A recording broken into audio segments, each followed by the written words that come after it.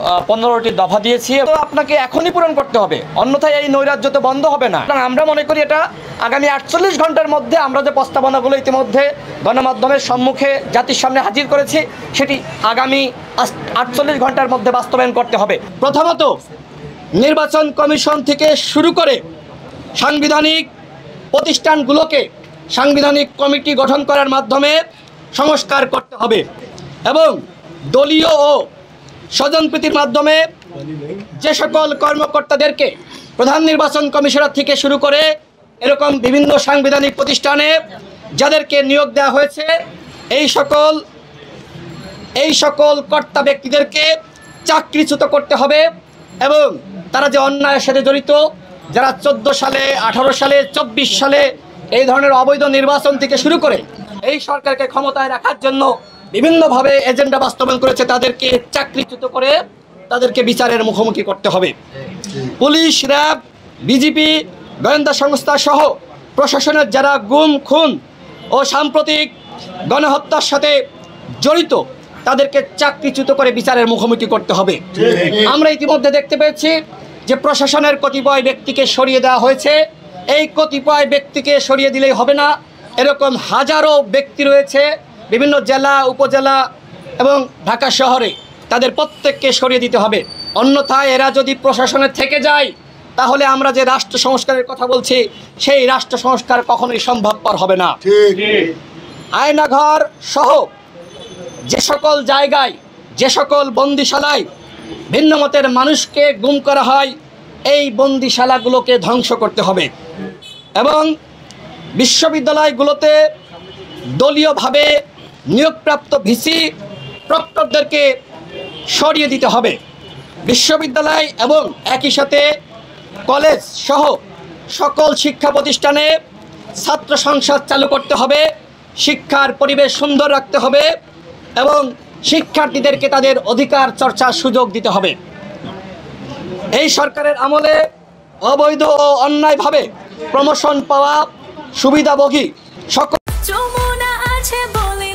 Jamuna refrigerator, খাবার fresh তো life জম্পেশ। সরকারি কর্মকর্তাদেরকে চাকরিচ্যুত করতে হবে। নতুন যে সকল রাজনৈতিক দল আমরা নিবন্ধনের জন্য আবেদন করেছিলাম, আমরা সেই তালিকায় 2 নম্বরে ছিলাম, গণ অধিকার পরিষদ সহ অন্যান্য কয়েকটি দল, আমাদেরকে নিবন্ধন দেওয়া হয়নি। এই সকল দলকে অনতিবিলম্বে নিবন্ধন দিতে হবে। আওয়ামী লীগ এবং একই সাথে জাতীয় পার্টি এছাড়া যে 14 দলীয় জোট ছিল, এই যে ফেসিবাদ এবং ফেসিবাদের দোসর আওয়ামী লীগ, জাতীয় পার্টি থেকে শুরু করে এই সকল ফেসিবাদের দোসরদের রাজনীতি বাংলাদেশে আইন করে নিষিদ্ধ করতে হবে। সংসদীয় সংশোধন বিষয়ক কমিটি গঠন করে দিতে হবে। অর্থাৎ যে সংবিধান আওয়ামী লীগ তার ক্ষমতা দখল করার জন্য তার মতন করে তৈরি করেছিল, এই সংবিধান বাংলাদেশের জনগণের সংবিধান হতে পারে না। এই সংবিধানকে অনতিবিলম্বে সংশোধন করে নতুন সংবিধান তৈরি করতে হবে। প্রধান বিচারপতি সহ হাইকোর্ট ও আপিল বিভাগের সকল বিচারপতিকে পদত্যাগ করতে হবে এবং সুপ্রিম জুডিশিয়াল কাউন্সিল গঠনের মাধ্যমে নতুনভাবে হাইকোর্ট বিভাগে, আপিল বিভাগে বিচারক নিয়োগ দিতে হবে। নিম্ন আদালতে যারা সেখানে বিচারিক কার্যক্রম পরিচালনা করে ওই জায়গাটা ঢেলে সাজাতে হবে।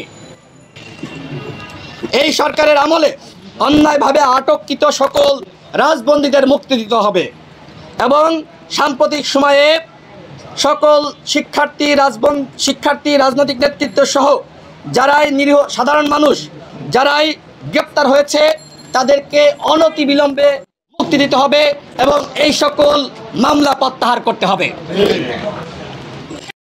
কোটা সংস্কার আন্দোলন 2018 এবং কোটা সংস্কার আন্দোলন 2024 এই দুটি আন্দোলনে যে সকল মামলা, সেই মামলায় এখনো পর্যন্ত আমি সহ আমার পাশে আমাদের সহযোদ্ধা মশিউর রহমান আছে, আমাদেরকে প্রতিনিয়ত হাজিরা দিতে হচ্ছে। আজকেও হাজিরা ছিল। আমরা অনতিবিলম্বে এই মামলা প্রত্যাহার দাবি করছি। কোটা সংস্কার আন্দোলন 2024কে কেন্দ্র করে প্রায় 5 শতাধিক সাধারণ শিক্ষার্থী এবং জনতাকে এই সরকার গণহত্যা করেছে আওয়ামী লীগ সরকার ইতিমধ্যে এই সংসদ বাজেয়াপ্ত হয়েছে।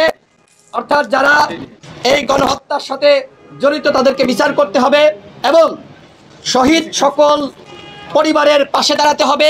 প্রতিটা পরিবার থেকে একজনকে সরকারি চাকরির ব্যবস্থা করতে হবে। পিলখানা হত্যাকাণ্ড, হেফাজতে ইসলামের উপর পরিচালিত গণহত্যা এবং ডাকসু হামলা, আপনারা জানেন যে ডাকসুর ভিপির রুমে কিভাবে নারকীয় তাণ্ডব চালিয়েছিল সাদ্দাম এবং সঞ্জিত। বিশেষ করে ভারতীয় রয়ের নির্দেশনায় তারা এই তাণ্ডব চালিয়েছিল। যারা পিলখানা হত্যার সাথে জড়িত তাদেরকে বিচার করতে হবে। হেফাজতে ইসলামের উপর যে নির্মম নির্যাতন হয়েছিল তার বিচার করতে হবে, ডাকসু হামলার বিচার করতে হবে এবং বিহারের যারা নিরীহ ছিল, যারা অন্যায়ের সাথে জড়িত ছিল না, তাদের সংখ্যা কয়েক হাজার, তাদেরকে অনতিবিলম্বে তাদেরকে মুক্তি দিতে হবে। আমরা নিরীহ ছিলাম, নিরস্ত ছিলাম, আমাদেরকে এই সরকার অন্যায়ভাবে ফাঁসিয়েছে। আমরা এই বিডিআর ভাইদেরকে মুক্তি দাবি করছি এবং একই সাথে শেখ হাসিনা দেশ ছেড়ে পালিয়েছে তার বোনকে সাথে নিয়ে। বিভিন্ন আপনার লুটেরা শ্রেণী এমপি ব্যবসায়ী গোষ্ঠী তারা পালিয়েছে, তাদেরকে অনতিবিলম্বে বাংলাদেশে ফিরিয়ে আনতে হবে এবং কঠোর শাস্তির মুখোমুখি করতে হবে, যাতে করে এই ধরনের অন্যায় করতে আর কখনো কেউ সাহস না করে। সর্বশেষ যেটি বলতে চাই, প্রিয় সাংবাদিক ভাইয়েরা, আপনারা কখনোই সুরক্ষিত ছিলেন না। আমরা দেখেছি কিভাবে সাংবাদিক দম্পতি সাগর রুনিকে নির্মমভাবে হত্যা করা হয়েছে। এখনো পর্যন্ত সাগর রুনি হত্যাকাণ্ডের বিচার হয়নি। আমরা বাংলাদেশে যে সকল সাংবাদিকদেরকে হত্যা করা হয়েছে আমরা তার বিচার দাবি করছি এবং একই সাথে সাংবাদিকদের পেশাগত দায়িত্ব পালন করতে গিয়ে আমরা এইবার বিভিন্নভাবে সাংবাদিকদের কাছ থেকে জানতে পেরেছি যে আন্দোলনকারীরা অনেক সময় ভুল বুঝে সাংবাদিকদের উপর হামলা করেছে।